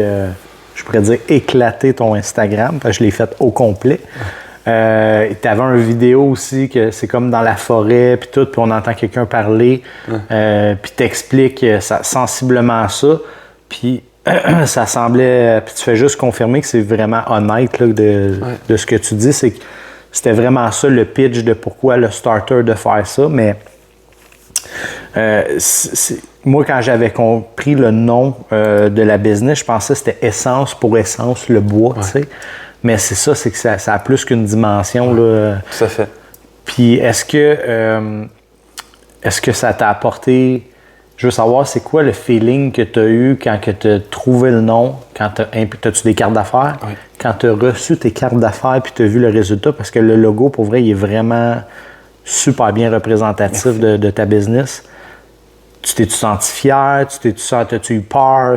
Parce que là, une fois que c'est imprimé, c'est parce que là, tu le fais, là, chum, là, c'est parti. Là. C'était quoi le feeling? À chaque étape de l'évolution de Essentia, il y a toujours des pleurs, des moments de reconnaissance, de fierté personnelle. C'est mes tripes que je mets là-dedans. Ouais. C'est moi. C'est pas l'entreprise que j'ai l'intention de revendre un jour, que je vois une possibilité de revendre parce que c'est mon toi identité. L'outil. Exact. C'est toi l'outil principal. C'est mes tripes, c'est toute ma personne que je mets là-dedans, c'est toute mon énergie, l'énergie que je pense des fois ne pas avoir dans ma journée. Je me pousse pour la prendre, la trouver quelque part, pour la réinvestir dans la poursuite de mes projets. Donc, c'est sûr que c'est pas quelque chose que je le pense seulement au niveau purement business, chiffre cartésien. Je le pense surtout en premier lieu avec cette intention de vouloir promouvoir cet esprit de douceur, de paix intérieur à travers des créations que je crois inspirent un peu cette élégance, cette douceur, ce côté poétique un peu. Donc tu sais, c'est vraiment dans cette optique-là que j'y vais. Tu sais, quand j'ai créé mon luminaire, c'est un peu la même optique. Mon but, c'était de immortaliser cet esprit de côté confort, chaleureux de l'automne, les 2 seules semaines de la saison ou une seule semaine par moment, où tu as les belles couleurs des feuilles, puis tu as la lumière qui passe entre les feuilles de couleurs, puis cette espèce d'effet de bochem qu'on appelle, là, ou que tu as l'espèce d'effet de blouissement un peu avec la lumière. Puis Je comprends ce que tu veux. Mon but, c'est vraiment d'immortaliser ça à travers un luminaire, donc une création qui vient perdurer cette énergie-là, cette émotion-là, finalement. Mais c'est parce que là, je comprends que c'est la même matière, je comprends le concept de la compagnie, mais il y a comme... on pourrait littéralement, mettons que je ne te connais pas, j'installe ça à gauche de la pièce, puis j'installe ça à droite de la pièce. Je pourrais pas faire le lien directement parce qu'on dirait vraiment que tu as amené c'est comme un next level, là, c'est plus juste le bois. Il y a de la technologie là-dedans. On dirait que puis j'adore ce produit-là, mais on dirait qu'on est comme 20 ans plus tard, puis que la compagnie a évolué 20 ans plus tard, puis là, on est rendu, on fait des luminaires, puis et tout. C'est quoi le flash? Tu te promenais dans le bois, tu as vu ça, tu as dit, OK, bon, ben maintenant, il faut que je me mette à souder, puis que j'intègre mon... C'est où le déclic que c'est arrivé, cette affaire-là? Ben, en fait, c'est quand j'ai exposé ma toute première œuvre, qui est elle ici, qui s'appelle Primis, pour première en latin, justement. J'ai rencontré d'autres artistes, un artiste, entre autres, de Mazzulo, Rémi. Et on a parlé super longtemps, il m'a parlé un peu de son parcours artistique un peu, puis on a vraiment cliqué, puis on est rapidement devenus, je pense que là, vraiment, on est devenus amis, là, littéralement, puis il m'a parlé des luminaires. Hey, tu crées ça avec des luminaires, nanana. OK, c'est lui qui t'a parlé. Il m'a parlé du potentiel du marché, puis moi, j'étais genre, OK, ouais, intéressant. Puis rendu chez nous, le lendemain, je me suis mis à faire des recherches. Juste être sûr, OK, c'est bon. J'ai comme douté. C'est lui à faire des recherches, puis là, j'ai tombé sur des brands de luminaires où je me suis dit, OK, on peut vraiment être créatif. C'est pas juste du Canac puis du BMR, là, on peut vraiment avoir des luminaires comme c'est pas juste une tige, c'est pas une ampoule. Là, exact, ça peut vraiment être sublime, puis il y a vraiment une possibilité à créer. Puis côté business, ben, il y a une certaine... C'est quand même lucratif, le monde du luminaire. C'est quand même un domaine où tu crèveras pas de faim nécessairement quand tu peux bien te positionner, puis tu crées un produit qui se démarque bien, puis qui valorise le consommateur par la suite. T'sais. Donc, j'ai fait mes recherches, de développement du marché et ainsi de suite, puis je me disais, hey, on va se lancer là-dedans. Puis, comme je suis quelqu'un d'extrêmement impulsif, j'ai créé le luminaire que tu as vu, mais j'ai mis beaucoup d'argent de mes poches là, pour être capable de... On donnera pas de chiffres, mais je peux voir le bill monter assez vite. Puis on exclut le temps. Là, oui, on exclut le temps, là, puis je te dis, c'est plus de 10 000 là. Oui. Est-ce que tu as dû acheter les machines pour souder puis tout, ou ça, c'était déjà à ta disposition? Le côté soudure, moi, j'ai fait une semaine de temps plein à juste appeler du monde. Puisque moi, en fait, j'ai été sur le chômage pendant 3-4 mois. Puis j'ai juste fait ça de mon chômage. Mais c'est-tu toi qui soudais ou c'était... Non, c'était un soudeur. Ah, je pensais que c'était toi. Mais j'ai passé des heures. Je te dis, je pense que j'ai passé 120 heures. Genre pas loin, au moins un bon 80 heures facile à juste appelé plein d'entreprises de soudure qui me disaient toutes non. Puis à un moment donné, j'ai appelé une autre entreprise, Puis le gars, c'est un Belge, puis il a fait « Ah, pas de trouble. » Parce qu'il faut comprendre que le cuivre, c'est un métaux qui est l'un des plus difficiles à souder. Oui. Surtout parce que, il est très conducteur, donc il tire rapidement la chaleur. Oui, exact. Et ce que j'utilise, moi, c'est du tuyau flexible de conduit de réfrigération. Oui. Donc, la paroi est très, très mince. Oui. Donc, quand tu viens souder au TIG, ben, il s'affaisse. tu peux vite perforer, mais là, tu peux pas perforer les tuyaux parce qu'ils ont toutes des longueurs spécifiques pour. Donc, moi, j'ai. Oui, exact, pour le filage. Ton filage passe dedans des rats. Mais mon filage, ça m'a pris une semaine. Temps plein. Pour le passer. Pour le faire passer, puis je prenais un aspirateur pour essayer d'attirer mon fil, puis tout. Ouais, tu mettais une boule, mettons un Kleenex ou quelque chose, puis là, tu le siphonnais. J'attachais mes gaines avec la laine, puis j'essaie de tirer ma laine pour être capable après de le tirer, puis de le ramener. Puis des fois, ça pognait, parce que les soudures, c'est imparfait, donc c'est pas slick là, à l'intérieur. Là. Fait que tu peux même pas prendre un fiche, tu sais. Non, c'est trop complexe. C'est des branches, donc c'est tout tordu, puis... ouais. Wow! Fait que ça c'est une autre affaire que on parle pas souvent en tant qu'artiste, mais des fois, on a des idées, puis on se rend compte des défis que sur papier, là, c'est comme, ben oui, ça fait du sens, on va faire ça mince de même, ça va tout être éclairé, on va plier le bois, tout ça, là, ça va aller bien. Puis là, quand tu arrives, tu te dis, OK, j'ai 42 branches, ça fait 1h30 je suis là-dessus, j'ai un fil de passé. Ouais. Là, tu te dis, bon, hein, ça semble... Puis chaque LED, c'est 3 brins, donc c'est 3 fils. C'est pas un fil. Fait qu'il était pas torsadé, tu passais ça fil par fil? Mes 3 fils sont soudés sur mon LED, si tu veux. Ouais. Puis moi, il fallait que je le passe dans mes petits trous, puis je le passe dans les petits... Puis des fois, les trous étaient tellement fins qu'il fallait que je prenne des mini-limes que je vienne gratter pour ouvrir un peu l'ouverture pour la soudure. Pour le passer, parce que mes premiers tubes, c'est 3,16 de diamètre intérieur. Fait que, mettons, si tu avais à te dire quelque chose, ça serait peut-être de changer de matériel. Mais pas changer de matériel, c'est de changer, c'est que ton angle, parce que là, je suis en train de faire un autre concept de luminaire. Similaire ou? Dans le même vibe, si tu veux, mais là, ça couvre un 4x4 pieds au plafond, mais qui descend jusqu'à 6 pieds et demi. Oh. Donc, c'est vraiment comme un lustre. Genre, mais c'est vraiment comme un collier de perles un peu, mais avec des grandes feuilles de noyer noir toutes brossées, avec des loupes en or, puis tout. On a vu ça nulle part, là, ça. Personne n'a vu ça, ça n'existe pas sur le marché. Mais là, est-ce que là, tu le documentes, ça? Oui, tout est documenté, étape par étape. Ça a sorti nulle part, là? Ça sort encore nulle part, parce que le jour qu'ils vont installer et tout, parce que c'est pour un concours mondial. OK. Puis une fois que ça s'est fait, là, après, je vais montrer. Ouais. Tu as gagné des prix avec ton luminaire, hein? Oui, j'ai gagné un trophée platine dans l'un des plus grands concours mondiaux. Platine? Oui. Ça, c'est au-delà de gold, là. C'est platine, puis après, tu as le grand prix du design. Puis t'étais à quoi? Tu te battais-tu à quelque point? Il y avait... c'est quoi que l'autre a fait de plus que toi pour gagner? Mais je connais pas ces chiffres-là, ne sont pas révélés. Là, OK. Mais tu as vu l'autre œuvre qui a gagné? C'est des dizaines de milliers de personnes là, qui compétitionnent pour les mêmes nominations. Là. OK. Donc, j'ai pas pu tout voir. Mais, fait que tu as fini comme deuxième? Ben, j'ai fait non, en fait, oui, mais en fait, tu as des certifications. Okay. Après, tu nommes avec des trophées. OK. Donc, tu as trophée,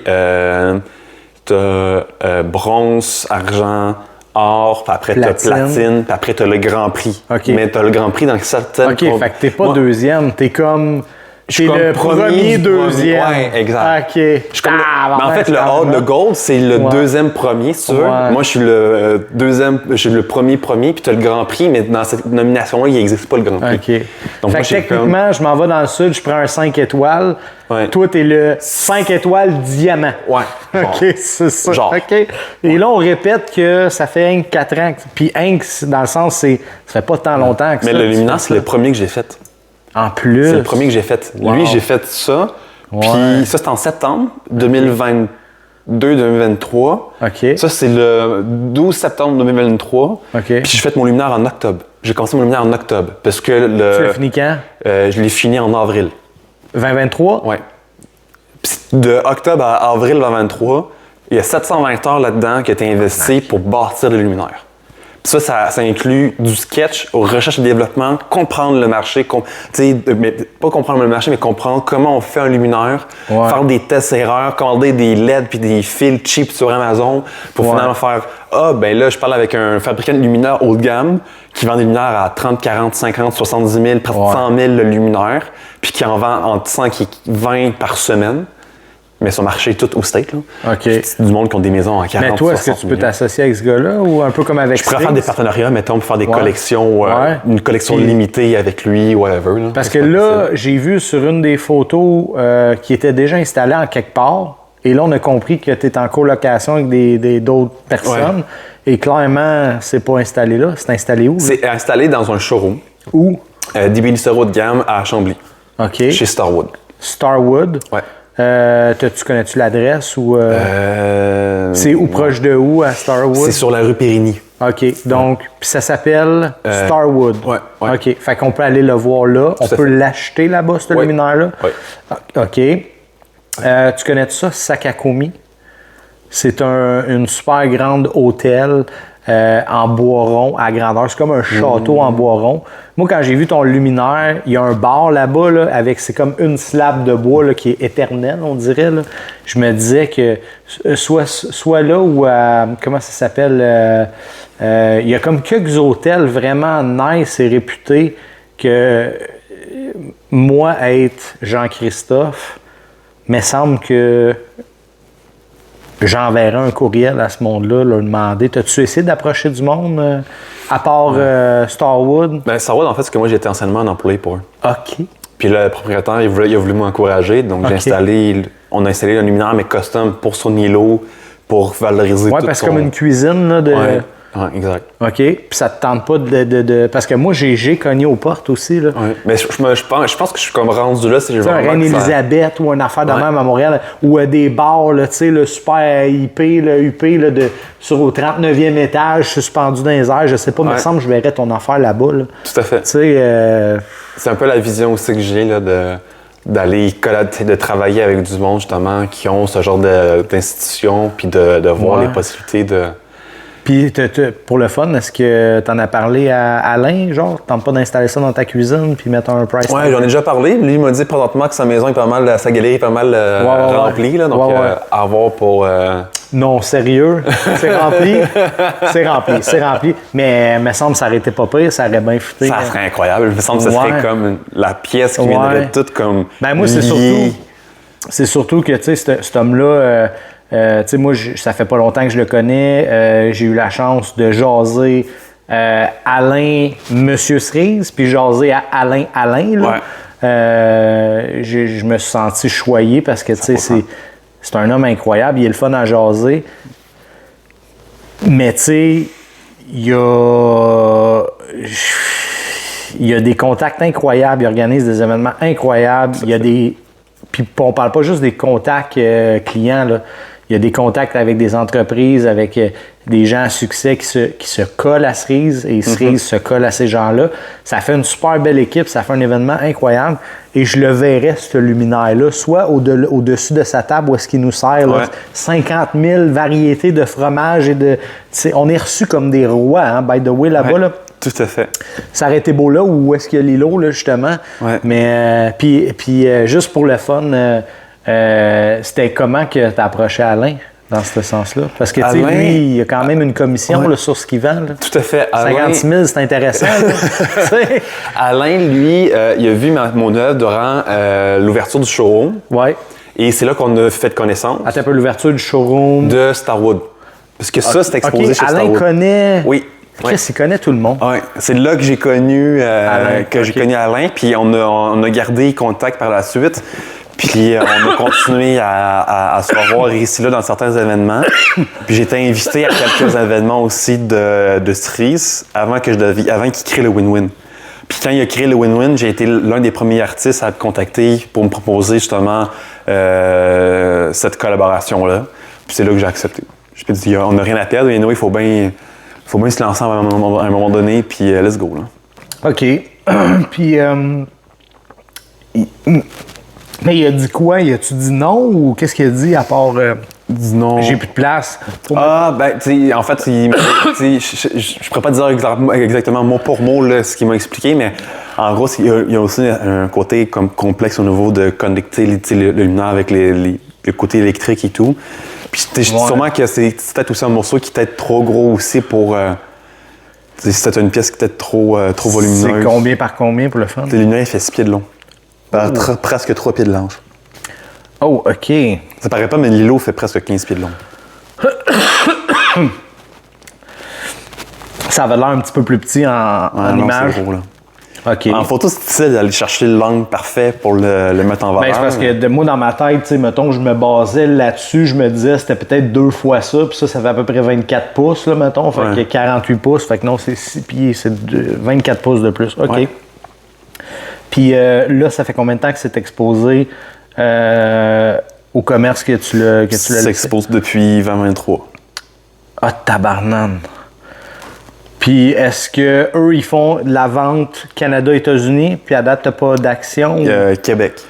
Québec? Oui, mais ils travaillent beaucoup avec des clients quand même assez high-end exclusifs. Là. OK.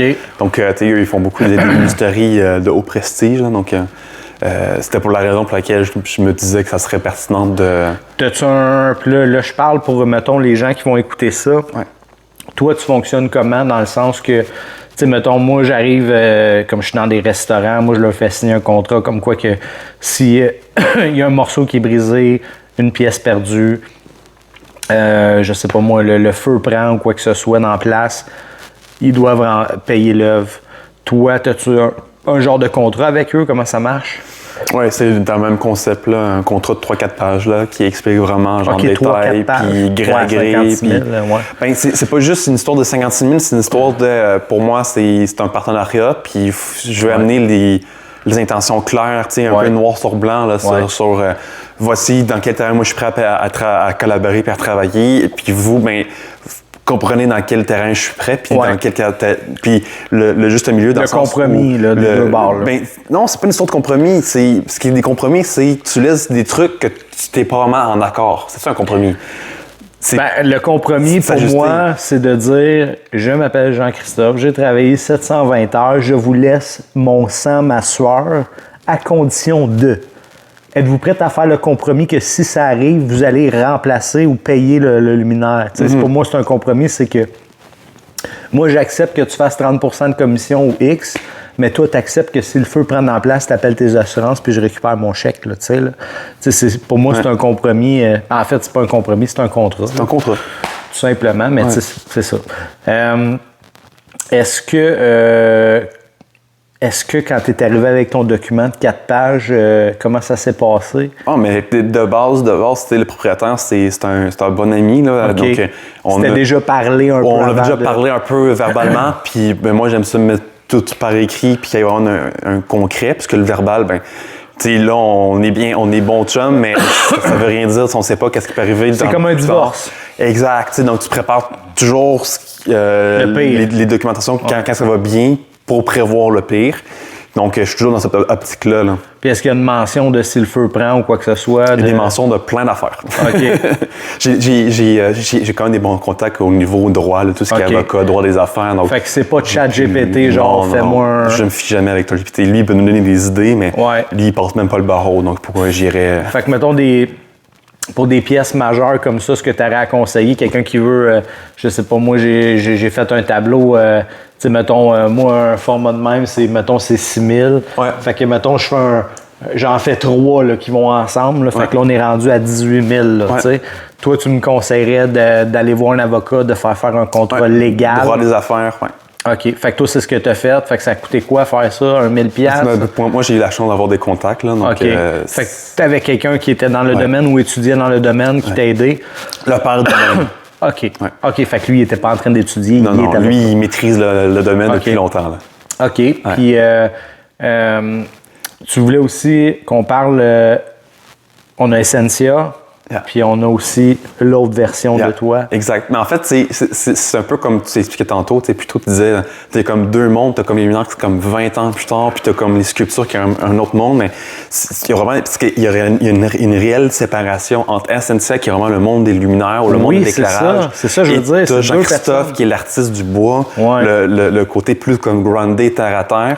Parce que je suis quelqu'un de groundé terre à terre, même si je suis capable de rêvasser. J'ai les pieds à terre, mais j'ai la tête dans des nuages. Mais je suis capable de faire la distinction. Là. Mais tu sais, je vais prendre ce que Alain me dit, puis ce qu'il me disait au début, parce que moi, j'avais contacté Cerise, Alain, il y a 3 ans, puis Alain dit, c'est pour ça que je t'ai demandé, est-ce que Alain t'a dit non? Alain dit jamais non. Il dit, l'art ne se juge pas, c'est pas la même vision qu'on a chacun de voir une œuvre.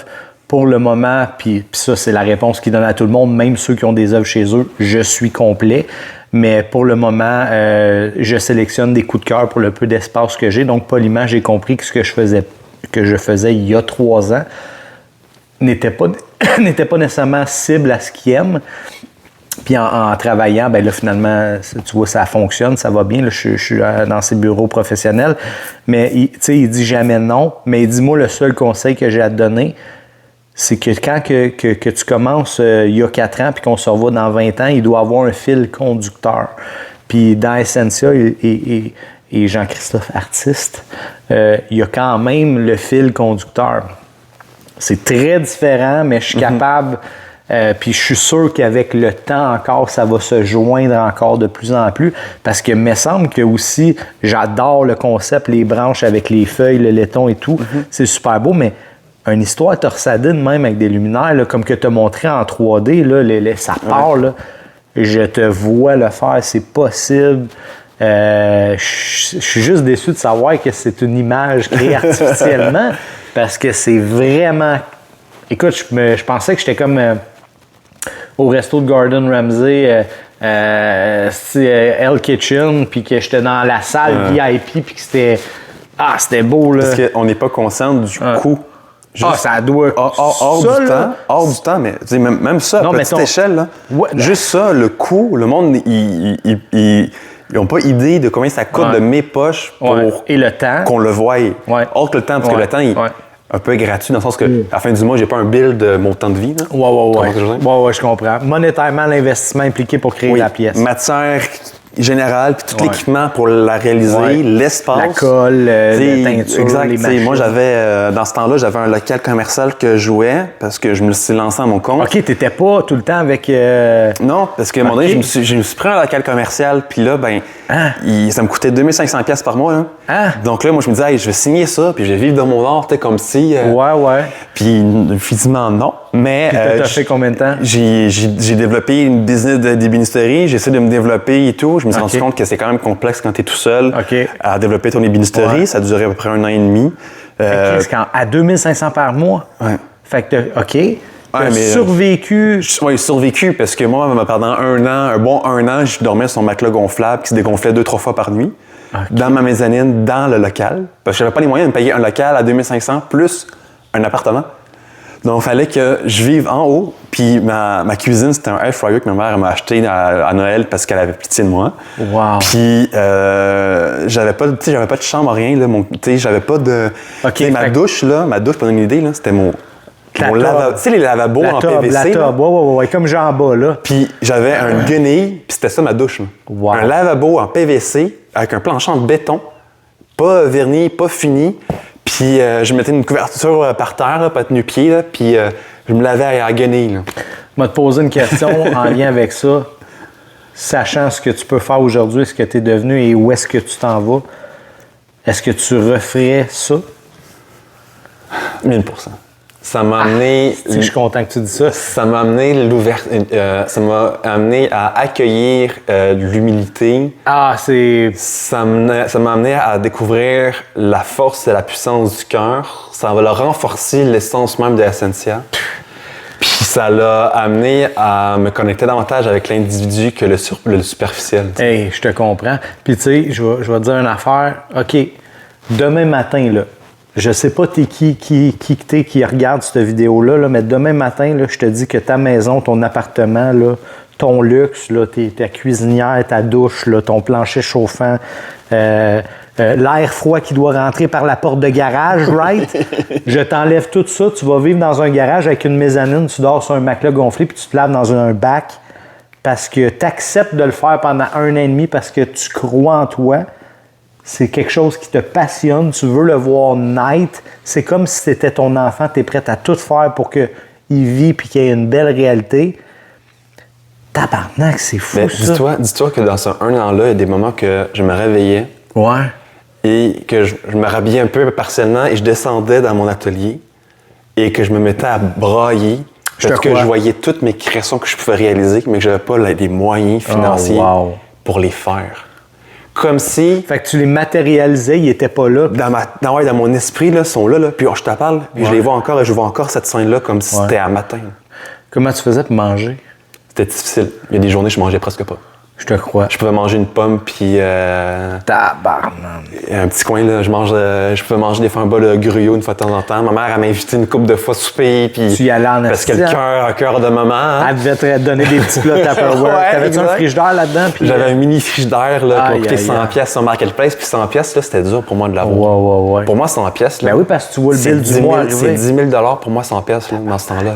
Ta mère, es-tu consciente de qu'est-ce que tu vis? Ma mère, elle m'a... Ou tu y flaguais que ça va, puis... Entre autres, mais elle le voyait aussi, là, tu sais. Tu peux pas me mentir à un cœur de mère, là. Ouais. Elle s'en doutait, puis on en parle encore des fois, puis elle dit, tu sais, Jean-Christophe, même si tu voulais me rassurer, je savais. Là, mais elle devait penser que tu t'offrais pas 1 an et demi, puis elle s'est rendue compte que son gars était résilient, puis il lâchait pas.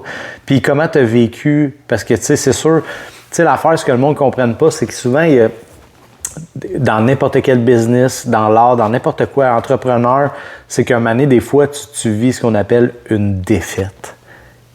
Quand tu as remis les clés et tu te dis, garde, plus capable, ne peux plus vivre de même, y a-tu quelque chose, y a-tu eu un signe? C'est-tu parce que tu n'avais pas mangé pendant 2 jours? C'est quoi qui est arrivé? En fait, c'est là que, à un moment donné, j'ai juste réalisé que j'étais toujours en mode lol. Ouais. Et ça montait des fois. Ouais, exact. Il y a des bouillons qui poignent. Des petites vagues. Exact. Et c'est là que j'ai... Encore une fois, moi, je suis quelqu'un qui se remet en question quotidiennement ou presque. Okay. Je suis toujours en train de me remettre en question. OK, c'est bon, c'est nanana. Puis des fois, il faut que j'apprenne à déconnecter de l'intellect puis tomber plus dans le cœur. Ouais. Je suis vraiment dans cette phase d'apprentissage-là. Mais à ce moment-là, ce que j'ai fait, je me disais, regarde, je vais me trouver une job.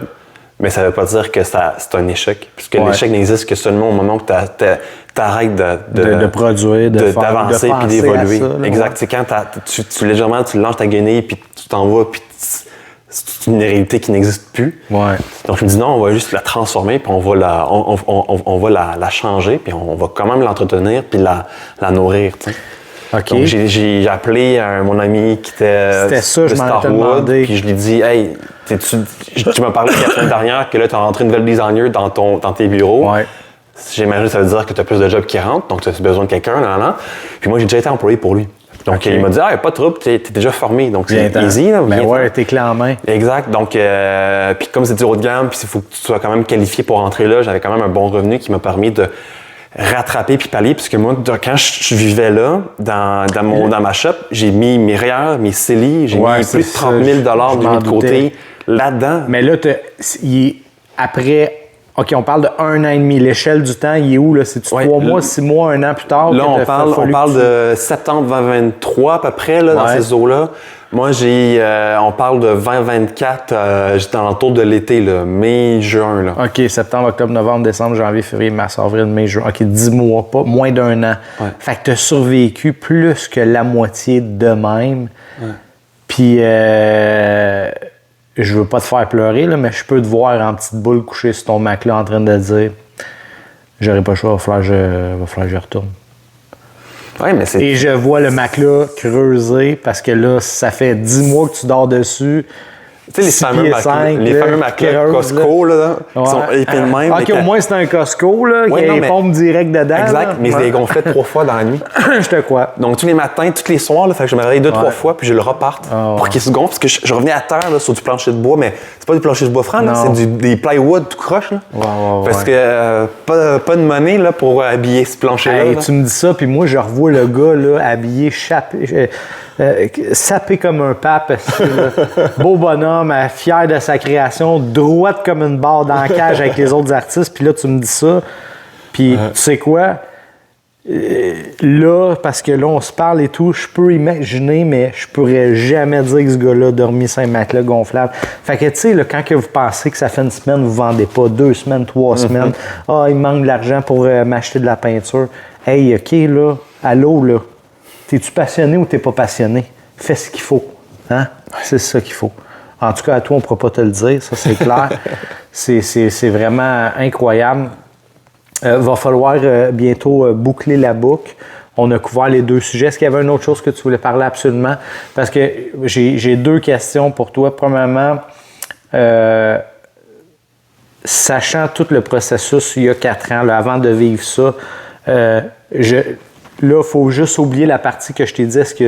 Est-ce que tu referais ça, sachant que tu ne serais pas ça, mais est-ce que tu aurais un conseil à dire à Jean-Christophe? C'est-tu comme, mettons, sois humble, achète pas un local qui coûte 2500, il y a moyen de parler à ton ancien voisin, il va t'aider. Y a-tu un conseil que tu lui dirais avant qu'il fasse quoi que ce soit, là, du moment où est-ce que tu as fait la première torsade de bois? Là? Qu'est-ce que tu aurais aimé te dire il y a 4-5 ans? Là? Laisse pousser tes cheveux, tu vas être beau. Tu sais? Je sais, c'est une bonne question. Ouais. Écoute, instinctivement, ce que j'ai, c'est écoute davantage ton cœur que ta tête. OK. T'es plus dans ta tête que dans ton cœur? Constamment dans ma tête. OK. Puis pas assez dans mon cœur. OK. Parce que tout ce que j'entends qui sort de ta bouche, je sais que c'est contrôlé par ta tête, mais on dirait que le cœur passe dedans. Oui. Fait que c'est comme ça que tu as travaillé les 4... Mais un combat, tu sais, c'est un combat quotidien, à chaque seconde, c'est... Switch dans ton cœur, reste pas trop dans ta tête. T'es-tu trop rationnel ou... Je suis extrêmement rationnel, je suis overthink non-stop. Parce que c'est quand même, t'expliquer comment je vois ça, c'est quand même un move émotif de dire que je vais prendre toutes mes économies, m'a nagé là, avec l'eau qui monte entre ma bouche puis mon nez pendant 1 an et demi, retourner au travail parce que je crois tellement à mon produit, il n'y a aucune rationalité dans la tête, c'est tout du cœur, ça, là, pour 100%, moi. 100%, parce que avant que je me lance, tout le monde me disait « Ah non, regarde ta job, travaille ça en sideline, nanana. » Puis c'était tellement fort dans mes tripes, dans mon âme, dans mon cœur. Je pleurais le soir avant de dormir parce que je voulais juste me réaliser en tant qu'artiste, en tant que créateur.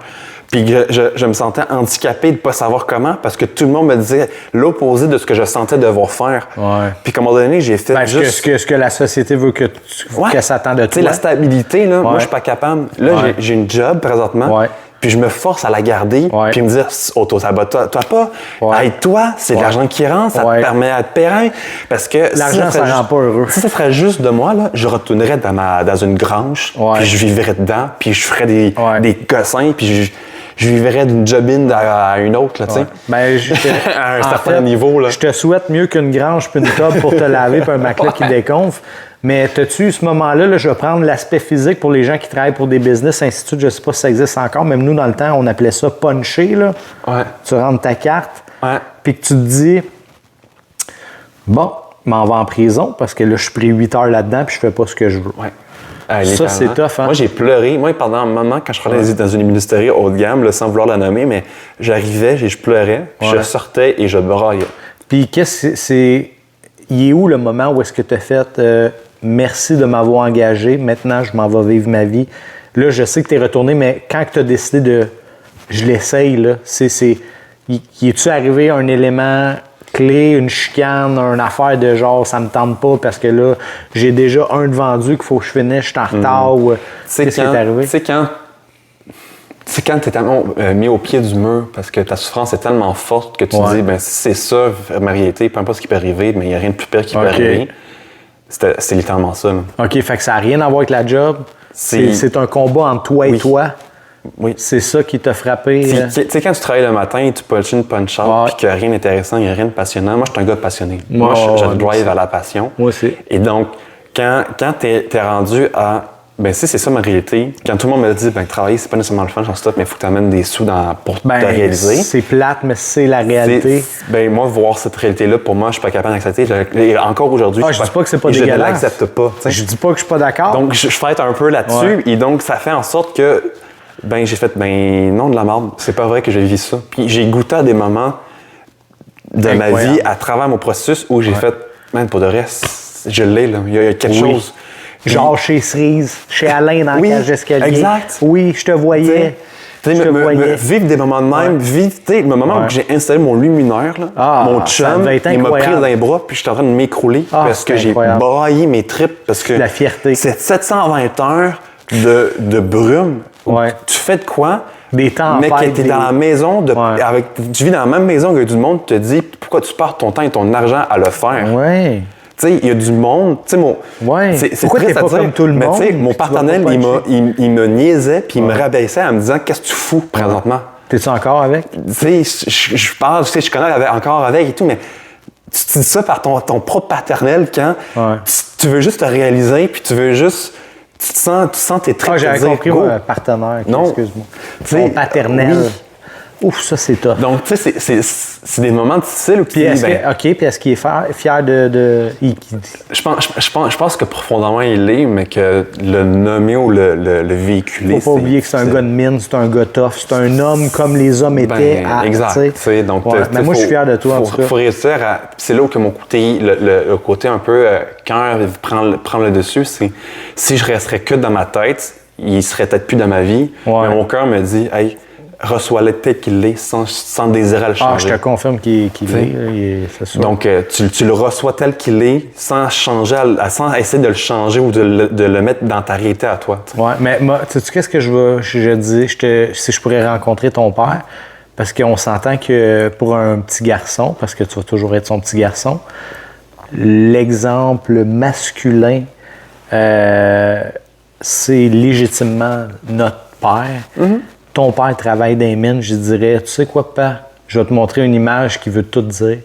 Tu as deux gars qui creusent d'un trou à la recherche de l'or. Mm-hmm. T'en as un, là, qui trouve des petits morceaux, puis t'as l'autre à côté qui a rien. Puis l'autre, un moment donné, il se dit, bon, mais tabarnak, tant qu'à trouver des petits morceaux, je vais aller faire d'autres choses de ma vie.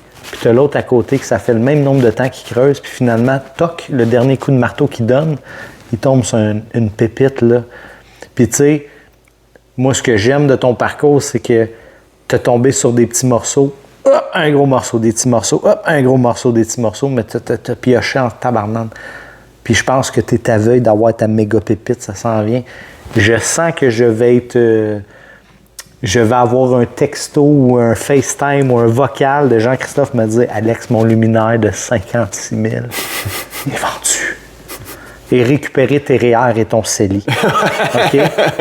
Parce qu'en bout de ligne, là, c'est une carte de visite, ce luminaire-là, pour toi, parce que c'est une perte monétaire, puis ça va juste être un équilibre monétaire quand tu veux. Parce que ce luminaire-là t'a amené à développer ton concept, ta création, et ainsi de suite.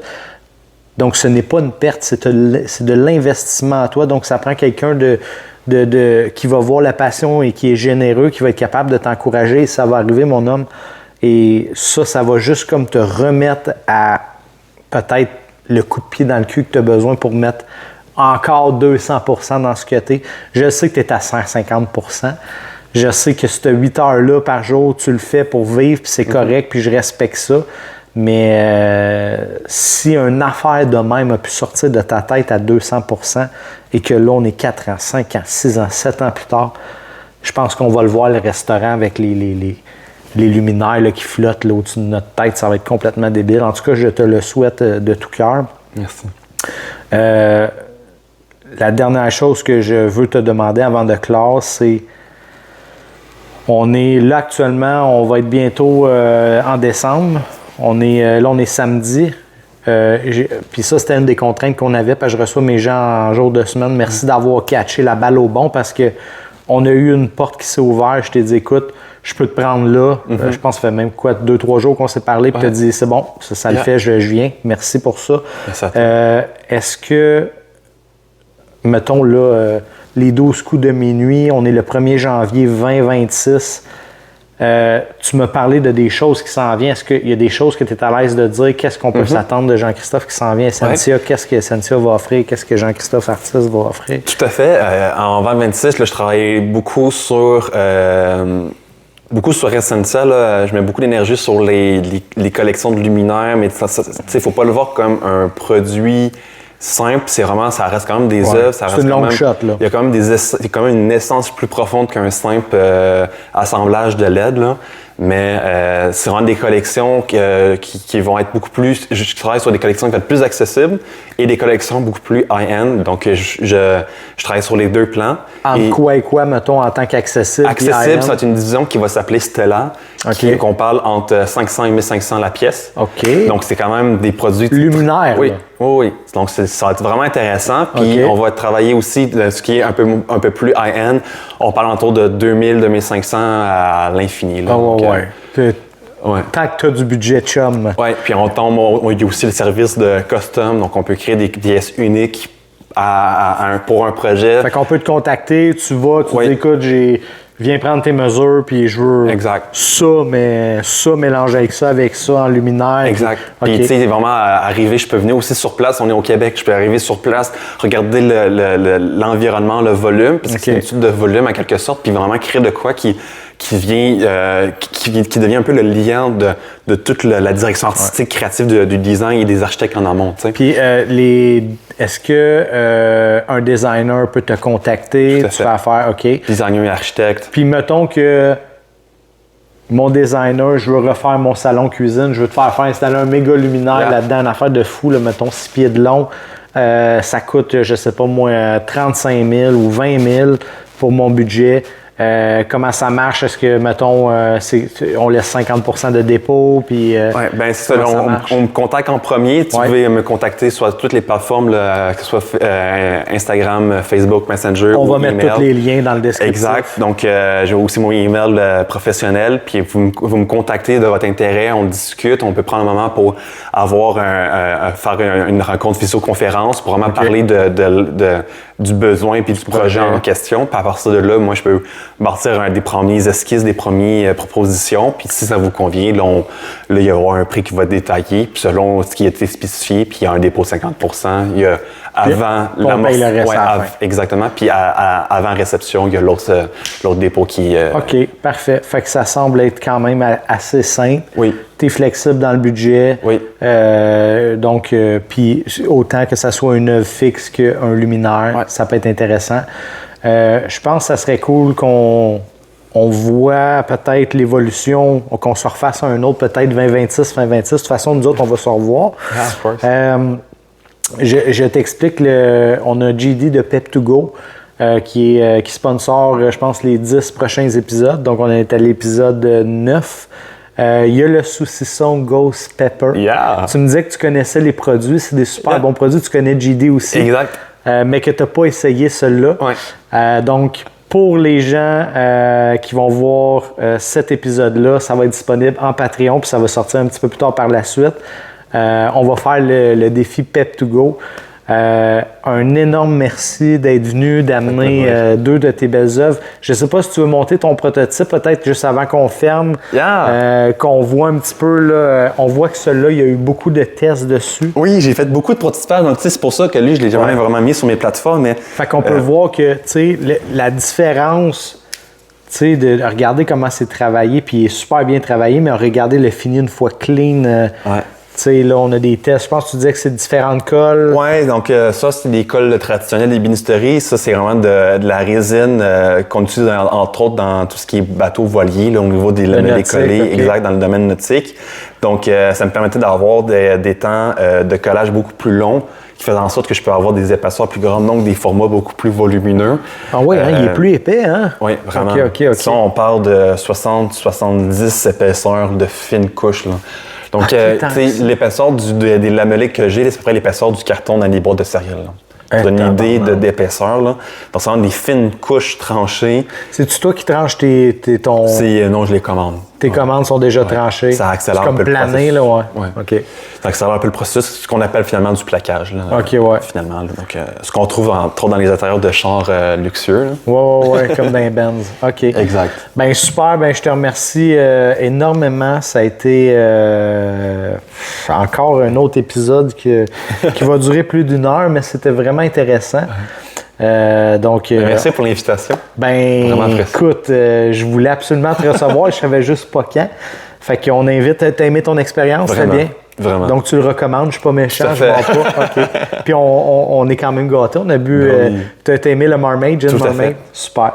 Donc merci mon ami, santé, puis à ton succès. J'ai hâte de voir 2026. Vraiment. Merci beaucoup.